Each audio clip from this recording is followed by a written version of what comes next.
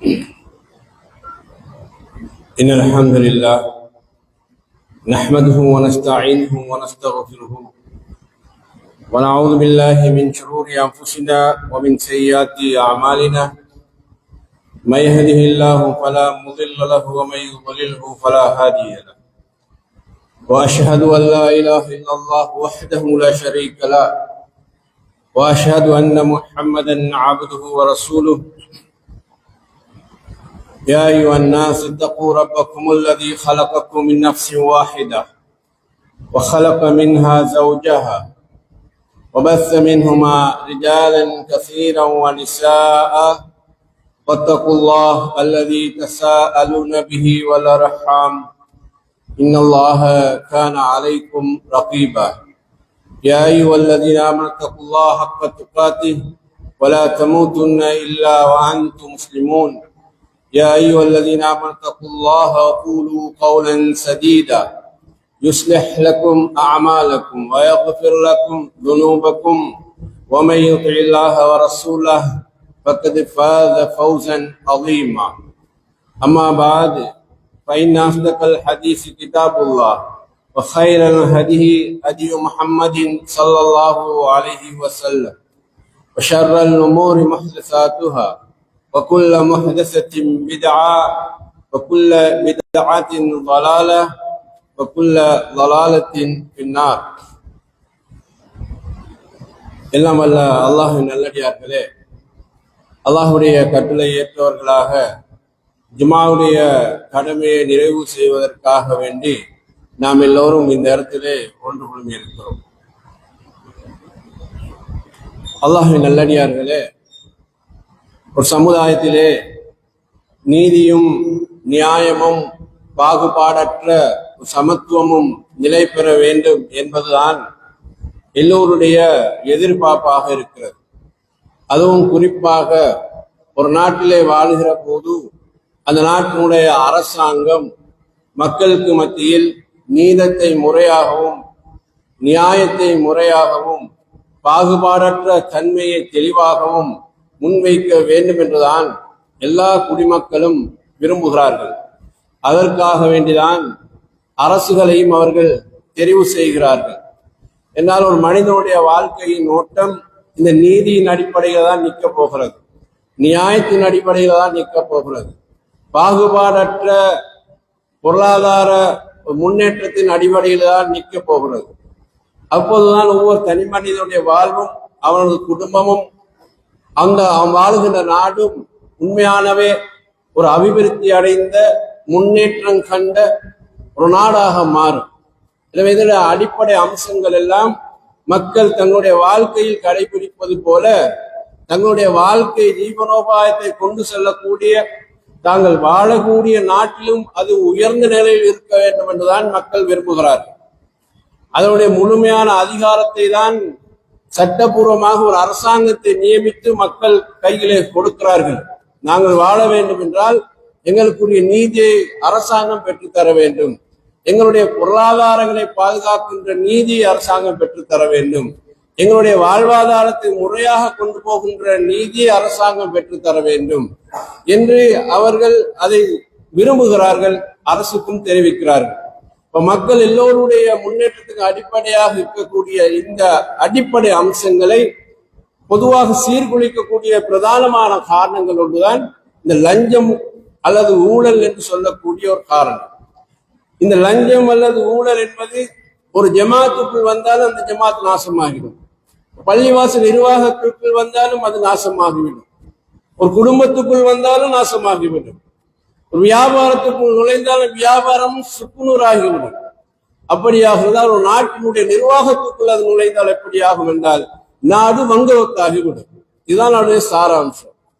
மக்கள் நீதி நியாயத்தை கொண்டு தங்களுடைய வாழ்க்கையை கொண்டு செல்வதற்கு முன் வருகிற போது இடையிலே புகுந்து விளையாடக்கூடிய இந்த லஞ்சம் ஊழல் என்பது அது மக்களுடைய வாழ்க்கையை சுழட்டி போட்டுவிடும். அது மிகப்பெரிய ஒரு பாதிப்பு. இலங்கையில் கூட, இலங்கை உட்பட உலக நாடுகள் எல்லா இடத்திலேயும் மிகப்பெரிய குற்றங்களாக கணிக்கப்படக்கூடியதில் ஒன்றுதான் இந்த லஞ்சம் மற்றும் ஊழல் என்ற விவகாரம். இதனால் ஒரு நாடு சுக்குநூறாகும் என்ற அடிப்படையில தான் காலத்துக்கு காலம் பொருத்தமான நீதி சட்டங்களை கொண்டு வருவதிலே கவனம் செலுத்துகிறார்கள். அன்பார்ந்த சகோதரர்களே, லஞ்சம் என்று சொல்லுகிற போது அது சட்டத்துக்கு புறம்பானது நம்ம எல்லோருக்கும் தெரியும். லஞ்சம் என்பது சட்டத்துக்கு உட்பட்டது கிடையாது. அது முற்றிலும் அநியாயத்துக்குள்ளான ஒன்று. அநியாயத்தை மட்டுமே கை கொள்ளக்கூடிய ஒன்று என்றால் அது லஞ்சமும் ஊழலும் தான். நமக்கென்று ஒரு வேலை இருக்கிறது, நான் அதை நீதியாக கையாள விரும்புகிறேன். எனக்குரிய ஒரு ஆவணம் இருக்கிறது, அதை நான் நீதியாக பெற விரும்புகிறேன். எனக்கு ஒரு தொழில் இருக்கிறது, அதை நீதமாக நான் பெற விரும்புகிறேன். என்னிடத்துல தேவையான எல்லா டாக்குமெண்ட்ஸ்களும் இருக்குது, அதை நான் சமர்ப்பித்து என்னுடைய உரிமையை பெற விரும்புகிறேன். ஆனால் அந்த பதவியிலே அந்த அதிகாரத்திலே இருக்கக்கூடிய ஒருவர் என்ன செய்வார் என்றால், அவர் ஏதாவது நம்மளுக்கு ஒரு சம்திங்கை எதிர்பார்ப்பார். அதை நாம கொடுத்தாதான் நம்முடைய வேலை நடக்கும் என்றால் இதற்கு பேர் தானே லஞ்சம். இதற்கு பேர் தான் லஞ்சம். அந்த பதவியில இருக்கக்கூடிய ஒருவர் தன்னுடைய பதவி அல்லது அந்த அதிகாரம் அல்லது அந்த பொறுப்பு என்பது அவர் சட்டத்துக்கு வரையறைக்கு உட்பட்டு செய்ய வேண்டும். ஆனால் அவர் அந்த அதிகாரத்தை துஷ்பிரயோகப்படுத்தி உரியவனுக்கு உரிய இடத்தை கொடுக்காமல், உரியவருக்கு உரிய விவகாரத்தை நிறைவேற்றாமல் அவர் தன் பதவியை பயன்படுத்தினால் அதற்கு பேர் ஊழல். இந்த லஞ்சம் ஊழல் என்பது மனிதனுடைய வாழ்க்கையை மூடமாக்கக்கூடியது. நாம் அதாவது பொதுவாக நாட்டிலே வாழக்கூடிய எல்லா பிரஜைகளும் வரி கட்டக்கூடியவர்கள், டெக்ஸ் கட்டக்கூடியவர்கள். டெக்ஸ்ல இருந்து விடுபட்டவர்கள் யாருமே இல்லை இந்த நாட்டிலே. டெக்ஸ் எடுக்காத எந்த துறையும் இல்லை என்று சொல்லக்கூடிய அளவுக்கு இந்த நாட்டிலே வரி சுமை அதிகரித்துக் கொண்டிருக்கக்கூடிய ஒரு வாழ்க்கையை நாங்கள் வாழ்கிறோம். டெக்ஸ் எதற்காக கட்டுகிறோம்? நாம் இந்த வரி கட்டுவதன் பிரதான நோக்கம் என்ன? அரசாங்கத்துக்கு தான் இந்த வரி கட்டுகிறோம். நோக்கம் என்ன? அரசாங்கத்துடைய கசானா நிறைய வேண்டும் என்பது ஒரு நோக்கம். இரண்டாவது, மக்களுடைய இந்த வரி பணத்தை கொண்டு அரசாங்கம் நடாத்தப்பட வேண்டும் என்று இரண்டாவது நோக்கம். மூன்றாவது, வரி செலுத்தக்கூடிய மக்களுக்கு அரசாங்கம் பணி செய்ய வேண்டும், சேவை செய்ய வேண்டும் என்பது மூன்றாவது நோக்கம். இதற்காக வேண்டிதான் ஒவ்வொரு குடிமகனும் நாட்டிலே வரி செலுத்துகிறான். அவன் வாழுகிற வீட்டுக்கு கூட வருடா வருடம் வரி செலுத்துகிறான். அவன் ஓட்டுகிற வாகனத்துக்கு கூட வரி செலுத்துகிறான். அவன் வாங்கக்கூடிய ஒவ்வொரு பொருளுக்கும் வரி செலுத்துகிறான். இன்னும் அவன் நடக்கக்கூடிய பாதைக்கு வரி செலுத்தவில்லை, பயன்படுத்தக்கூடிய கிணற்று நீருக்கு வரி செலுத்தவில்லை. இது தவிர பொதுவாக எடுத்துக்கொண்டால் அவனுக்கென்று எடுக்கக்கூடிய எல்லாத்திலையும் அரசாங்கம் வரி விதித்திருக்கிறது. வரி விதிக்காத ஒன்றை நம்ம அடையாளப்படுத்தி சொல்லல. இதுக்கெல்லாம் உங்களுக்கு வரி தவிர்க்கப்பட்டிருக்கிறது சொல்ல முடியாத அளவுக்கு, தேடிபிடிக்க முடியாத அளவுக்கு எல்லா துறையிலும் ஒவ்வொரு பட்ஜெட்டிலும் கூட புது புதுயான வரிகளை சமுதாயத்திற்குள்ளே அரசாங்கம் அறிமுகப்படுத்திக் கொண்டுதான் வருகிறது.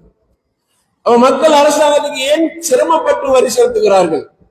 சாதாரண ஒரு கூலியாரை எடுத்துக்கொண்டாலும் கூட அவன் அன்றாடம் சம்பாதிக்கிற போது அவனுடைய வேர்வை சிந்துகிறான், இரத்தத்தை சிந்துகிறான். தன் குடும்பத்தை வாழ வைப்பதற்காக, தன்னுடைய பிள்ளைகளை படிக்க வைப்பதற்காக, அவர்களுடைய எதிர்காலத்துக்காக, தனக்கென்று சரியான ஒரு வீட்டை கட்டிக்கொள்வதற்காக, குடும்பத்துக்கு சரியான வாழ்க்கை கொடுப்பதற்காக சாதாரண கூலிக்காரன் கூட பெரும் கஷ்டங்களை, சிரமங்களை அவன் சந்திக்கிறான்.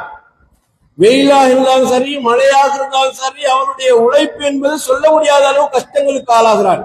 அப்படிப்பட்டவன் கூட இந்த நாட்டுக்கு, கவர்மெண்ட்டுக்கு அவன் வரி செலுத்துகிறான். ஏசியிலே உட்கார்ந்து கொண்டு கணக்கு பார்க்கிறவர்களும் வரி செலுத்துகிறார்கள் என்பது மட்டுமல்ல, சாதாரணமாக பாதையிலே கரத்தை தள்ளக்கூடிய ஒவ்வொரு வியாபாரியும், தொழிலாளியும், உழைப்பாளியும் நாட்டுக்கு வரி செலுத்துகிறார்கள். இவ்வளவு செலவு கஷ்டப்பட்டு நாங்கள் அரசாங்கத்துக்கு வரி செலுத்துகிற போது அரசாங்கம் சில ஊழியர்களை ஒவ்வொரு பகுதிக்கு நியமிக்கிறார்கள். தொழிலுக்காக அழைத்து, சேவைக்காக அழைத்து அரசாங்கம் அவர்களை நியமிக்கிறது. இப்போ இந்த அரசாங்க ஊழியர்களுக்கு, அதிகாரிகளுக்கு, உறுப்பினர்களுக்கு, பொறுப்பு வகிக்கின்றவர்களுக்கு எப்படி சம்பளம் கொடுக்கிறது என்றால், இந்த சாதாரண தொழிலாளியிலிருந்து நாட்டில் உழைக்கக்கூடிய அந்த இரத்தத்தை உறிஞ்சி அவன் கொடுக்கிற அந்த வரியின் மூலமாகத்தான் சம்பளம் கொடுக்கப்படுகிறது. எனவே அரசாங்க ஊழியர்கள் என்று சொல்லுகிற போது அவர்களுக்கு இந்த சாமானிய மக்கள் தான் உழைத்து சம்பாத்தியத்துக்கு, அவர்களுடைய வாழ்க்கைக்கு அவர்கள் வழி செலுத்துகிறார்கள், உழைத்து கொட்டுகிறார்கள். அவர்கள் அரசு பதவிகளே அரசாங்கம் அவர்கள் கொடுக்கக்கூடிய சொகுசுகள் எல்லாம் அனுபவிக்கிறார்கள். பல வகையான வாகனங்களை அனுபவிக்கிறார்கள். அவர்களுக்கு தனியான பாதுகாப்புகள் எல்லாம் கொடுக்கப்படுகிறது. தனியான வீடுகள் எல்லாம் ஒதுக்கப்படுகிறது. உள்நாட்டு வெளிநாட்டு பயணங்கள் எல்லாம் இலவசமாக கொடுக்கப்படுகிறது. அவர்கள் அந்த அரசு பதவியில் இருக்கிற வரை ஒரு பாராளுமன்ற மெம்பர் என்றால் பணத்தையும் கொடுக்கிறது. உள்நாட்டில் அவருக்கு சரிவரல்ல, வெளிநாட்டுக்கு தான் போக வேண்டுமானாலும் 100 கோடி ரூபாய்னாலும் அரசாங்கம் பணம் கொடுக்கிறது. இதெல்லாம் யார் வீட்டு பணம்? யார் வீட்டு காசு? அந்த அரசாங்க மெம்பர்ஸ்மார் உழைத்த பணமா? அரசு அதிகாரிகள் உழைத்த பணமா? அரசு ஊழியர்கள் உழைத்த பணமா? சாமானிய மக்கள் வீதியில இறங்கி கஷ்டப்பட்டு கொண்டு இரத்தம் சிந்தி கொண்டு உழைக்கிற மக்களுடைய பணம். அதுதான் வரியாக கவர்மெண்ட்டுக்கு கொடுக்கப்படுகிறது. அந்த பணத்தை எடுத்து அரசாங்கம் அவர்களுக்கு இருக்கக்கூடிய ஊழியர்களுக்கு அதிகாரிகள் கொடுக்கப்படுகிறது என்றால் அவர்கள் எந்த அளவு பொறுப்புணர்வோடு இந்த சமூகத்துக்கு மக்களுக்கு சேவை செய்ய கடமை பெற்றிருக்கிறார்கள். அவங்க சொகுசா இருப்பதற்காக மக்கள் யாரும் இந்த கஷ்டத்தை அனுபவிக்கலையே. அப்படியா இருந்தாலும் அவங்க தங்களுடைய வீட்டுக்கு கொடுத்து அவங்க சொகுசா இருந்திருப்பாங்களே. அவங்க அரசாங்கத்துக்கு இவ்வளவு கஷ்டப்பட்டு வரி கொடுப்பதற்கு காரணம் என்னென்றால் நமக்கென்று சில பணிகள் நடக்க வேண்டியிருக்கிறது. அரசாங்கம் நமக்கென்று சில சேவைகளை செய்ய வேண்டியிருக்கிறது. அதுக்கு தான் நாங்கள் உங்களுக்கு இந்த வரியின் மூலம் பணம் கட்டுகிறோம். எனவே எங்களுடைய வரியை சம்பளமாக பெற்றுக் கொள்ளக்கூடியவர்கள் அதற்கான சேவையை நீங்கள் முறையாக செய்ய வேண்டும் என்பதுதான் ஒவ்வொரு குடிமகனுடைய தேவையாகவும் கோரிக்கையாகவும் இருக்கிறது.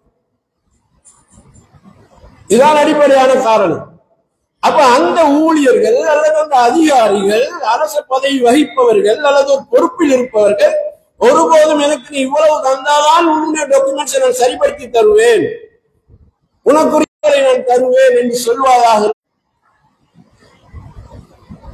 ஒரு புற்றுநோய் போலதான் இந்த லஞ்சம் எல்லாவிடத்திலுமே ஊடுருவி கொண்டு போகிறது. லஞ்சம் அதிகரிக்க அதிகரிக்க மக்களுடைய வாழ்வு சீரழிந்து கொண்டுதான் போகிறது. ஏன்னா அவனுடைய கண்ணியத்தை பாதிக்கிறது, அவனுடைய மரியாதையை பாதிக்கிறது, அவனுடைய வாழ்க்கையை பாதிக்கிறது. எடுக்கிறவனுக்கு கண்ணியம் இல்லை, மரியாதை இல்லை, சுய கௌரவம் என்பது அவனுக்கு கிடையாது. சுய கௌரவம் என்பது அவனுக்கு கிடையாது. அது இழந்ததனாலதானே அவன் லஞ்சம் கேட்கிறான். இருந்தால் அவன் கேட்டிருக்க மாட்டானே. இன்னொருத்தவனுடைய இலக்கத்தை உறிஞ்செடுக்கக்கூடிய அளவுக்கான மனநிலை வந்திருக்காது.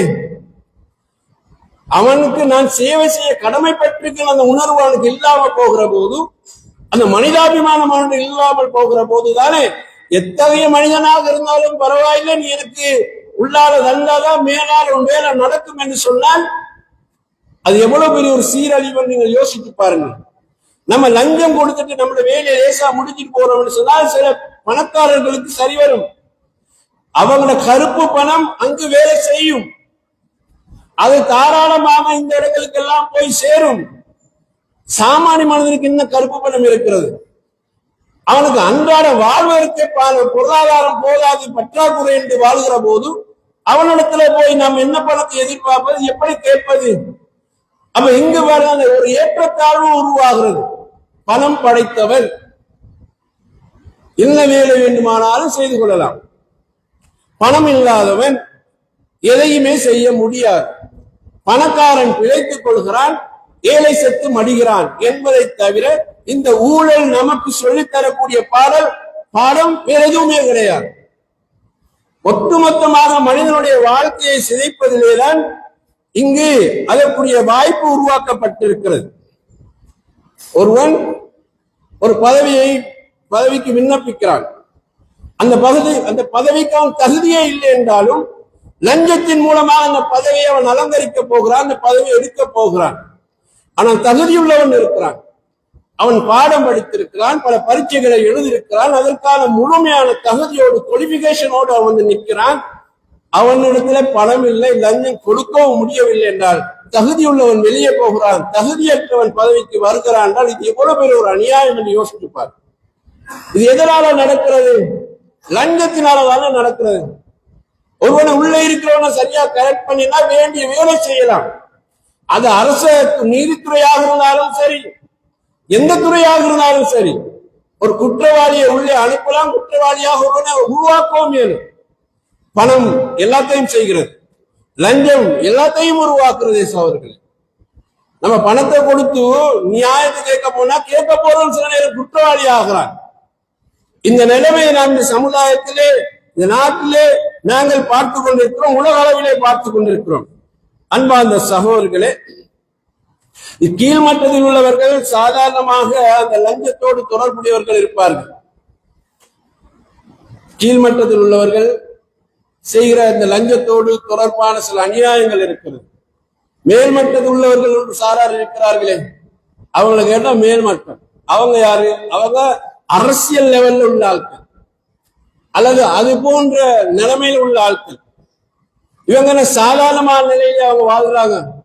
இன்றைக்கு பொதுவாக அரசியல்வாதிகளுடைய வாழ்க்கை எடுத்து பார்த்தா 2 வருஷத்துல 6 கோடி ரூபாய் சம்பாதிக்கிறார் என்ற செய்திகள் எல்லாம் பார்க்கிறோம்.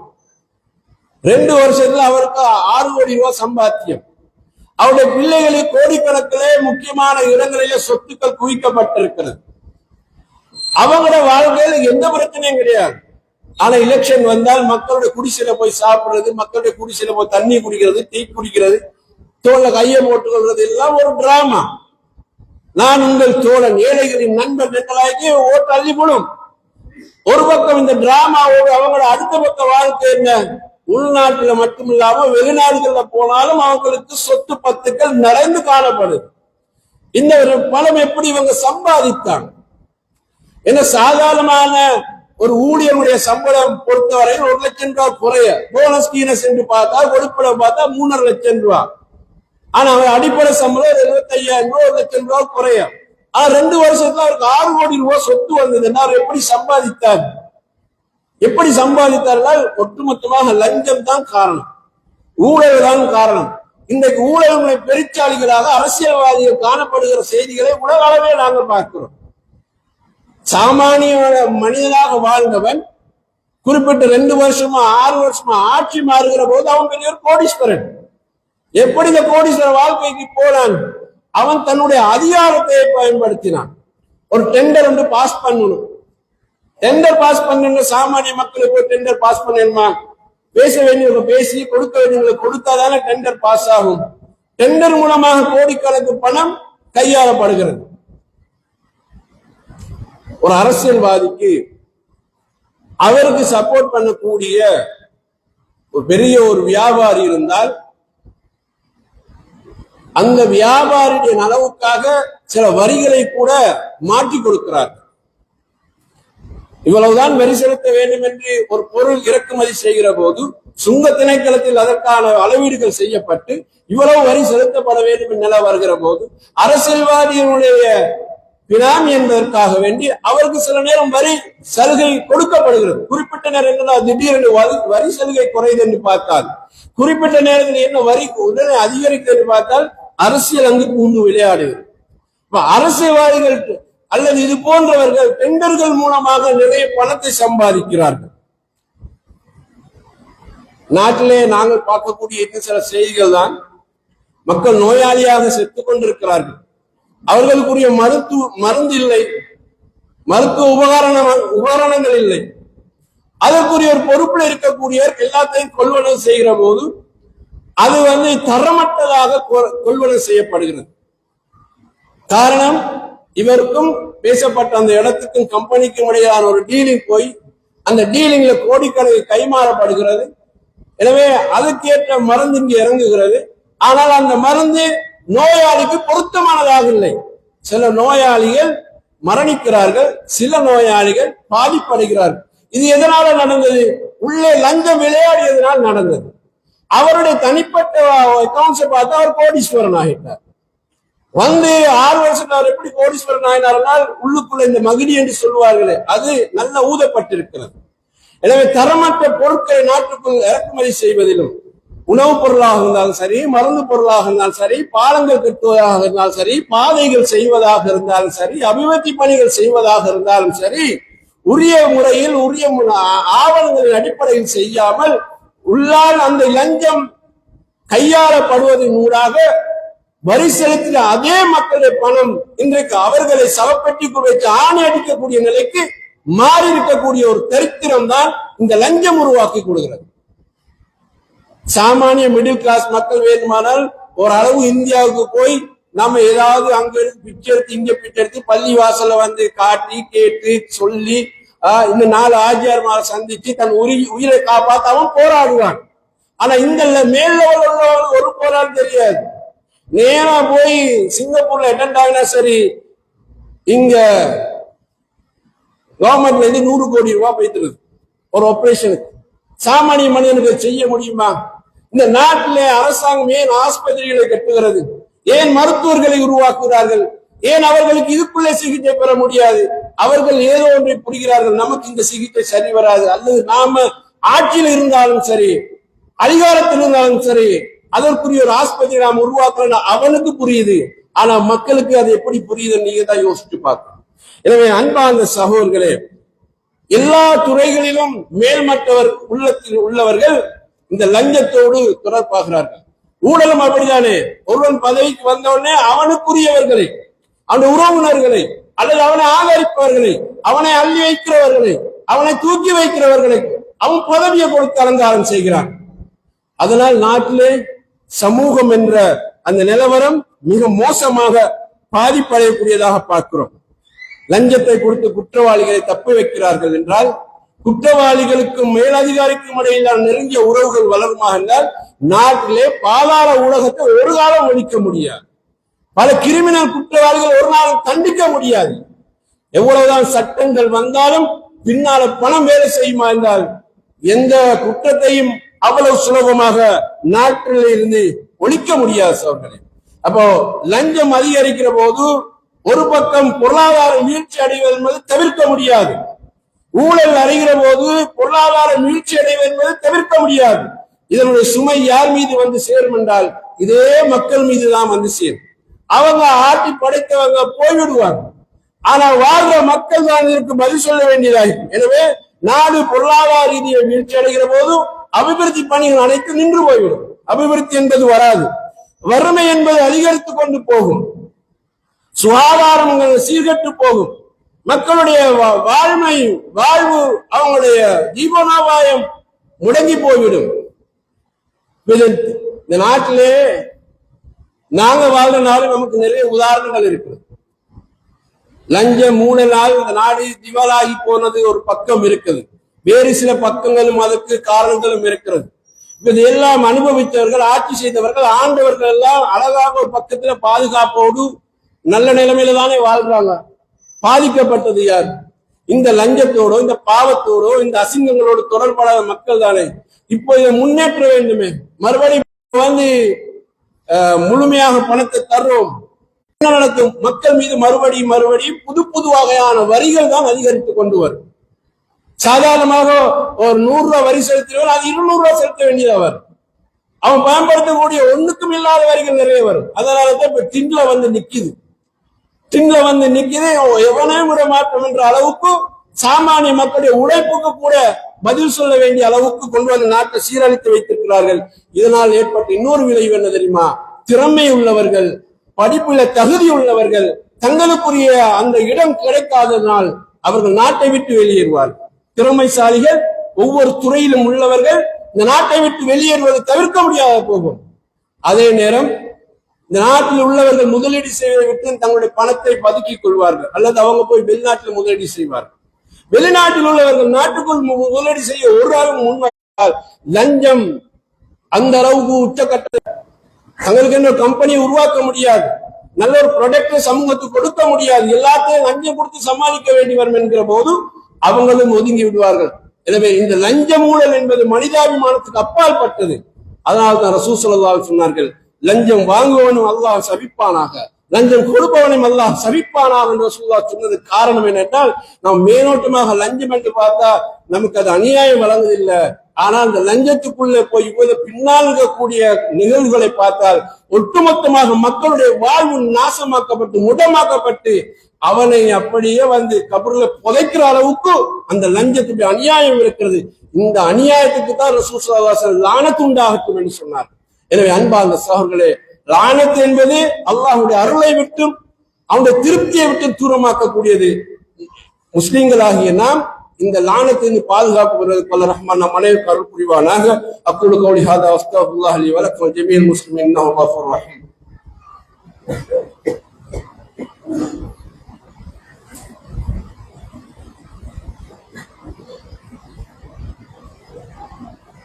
அல்ஹம்துலில்லாஹ் ஸலாத்து வஸ்ஸலாம் அலா ரசூலில்லாஹ் வ அலா ஆலிஹி வ அஸ்ஹாபிஹி அஜ்மஈன் அம்மா பாத். அன்பார்ந்த சகோதரர்களே, அல்லாஹ் ரப்பல் ஆலமீன் குர்ஆனில் சொல்கிறான், இன்னல்லாஹ யஅமுருக்கும் பில் அத்லி வல் இஹ்சான். நிச்சயமாக அல்லாஹ் உங்களுக்கு நீதத்தோடு நடக்குமாறு கட்டளையிடுகிறான். இஹ்சான் நல்லுபகாரத்தை கையாளுமாறு அவன் உங்களுக்கு கட்டளையிடுகிறான் என்று சொல்லி அல்லாஹ் ரப்பல் ஆலமீன் குர்ஆனிலே சொல்கிறான்.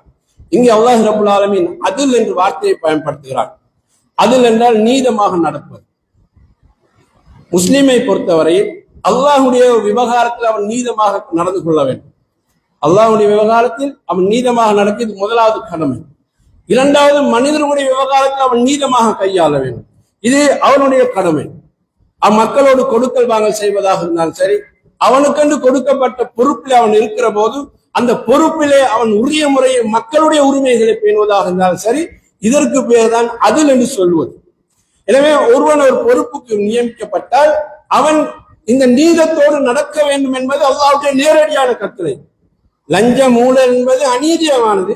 எனவே அல்லாஹ் நமக்கு அதை ஹராமாக்குகிறான். நீங்கள் அப்படி நடக்க கூடாது என்று அல்லாஹ் ரப்பல் ஆலமீன் அநியாயம் என்று எங்களுக்கு அல்லாஹு தஆலா இதை அவன் சொல்லி காட்டுகிறான். எனவே மனிதர்களுடைய உடைமைகள் சார்ந்ததாக இருந்தாலும் சரி, பொருளாதாரம் சார்ந்ததாக இருந்தாலும் சரி, அந்த விவகாரத்தை நீங்கள் நீதமாக கையாள வேண்டும், நீதமாக நடக்க வேண்டும் என்பது முதலாவது கட்டளை. இரண்டாவதாக அல்லாஹ் தஆலா சொல்கிறான், இஹ்சான், இஹ்சானோடு வாழ வேண்டும் என்று அல்லாஹ் உங்களை கட்டளை எடுக்கிறான் என்று சொல்கிறான். அதாவது மக்களுடைய செல்வத்தின் மூலம், அதாவது உங்களுடைய செல்வத்தின் மூலம், உங்களுடைய அறிவின் மூலம், உங்களுடைய உடல் உழைப்பின் மூலம் மக்களுக்கு நல்லது போய் சேர வேண்டும் என்று அல்லாஹ் தஆலா சொல்கிறான். ஒரு மனிதனுக்கு அல்லாஹ் தஆலா அறிவை கொடுத்திருக்கிறான், செல்வத்தை கொடுத்திருக்கிறான், பதவியை கொடுத்திருக்கிறான். அது அவன் மக்களை வாழ வைப்பதற்கு அவன் பயன்படுத்த வேண்டும். மக்களிடத்தில் அவன் சுரண்டி எடுப்பதற்கு இஸ்லாம் அனுமதிக்க கொடுக்கவில்லை. அதைத்தான் அல்லாஹ் ரப்பல் ஆலமீன் இஹ்சான் என்றாக எங்களுக்கு அல்லாஹ் தஆலா சொல்கிறான். ஒரு அதிகாரி இருந்தால் அவர் தன்னுடைய அறிவின் மூலம் மக்களுக்கு எது நல்லதை செய்ய முடியுமோ அதை செய்ய வேண்டும். மக்கள் அவரிடத்தில் வருகிற போது தன்னுடைய உழைப்பின் மூலம் எதெல்லாம் மக்களுக்கு நல்லது என்று இருக்கிறதோ அவர் அதை கொடுக்க வேண்டும்.